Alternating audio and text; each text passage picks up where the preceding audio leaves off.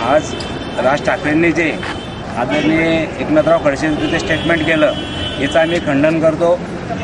आज महाराष्ट्रात खरा भ्रष्टाचार असेल तर विरोधी पक्ष ते एकनाथराव खडसेंनी पूर्ण शासनाला पळोपसोळ करून सोडलेलं आहे। प्रत्येक मंत्र्याचा भ्रष्टाचार नादाबोनी काढलेला आहे। एवढं असताना सुद्धा हे खरं जर पाहिलं राज ठाकरे हे राष्ट्रवादी आणि काँग्रेसचे दलाल आहे, हे सोपारी घेऊन काम करता आणि कोहिनूरमध्ये सेटलमेंट स्वतः यांनी करून हे स्वतः भागीदार आहे। कोहिनूरमध्ये अबू आजमी त्यांच्याबरोबर भागीदार आहे आणि याच्यामुळे सर्व महाराष्ट्रासमोर दिसून येतं की बा कोण खरं खंडणी बहादूर आहे आणि कोण खरं भ्रष्टाचाराला दाद देत नाही माहिती आहे।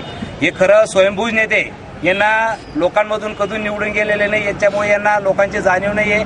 काहीतरी स्टेटमेंट करायचं स्वतःच्या प्रसिद्धीसाठी आणि कुठेतरी आपल्या प्रसिद्धी मिळाली पाहिजे याच्या माध्यमातून हे स्टेटमेंट करता। आदरणीय एकनाथराव खडसे यांनी जर पाहिलं असेल जळगावपासून तर शेवटपर्यंत घरकुलचा घोटाळा असेल किंवा महाराष्ट्रात कुठे भ्रष्टाचार असतील तर सर्वात सिंचन घोटाळा असेल सर्व एकनाथराव खडसेंनी काढलेला आहे। हे सर्व महाराष्ट्राला माहिती आहे। याच्यामुळे यांनी जे स्टेटमेंट केलं हे चुकीचं आहे। असं येडं वक्तव्य यांनी करू नये ही त्यांना विनंती।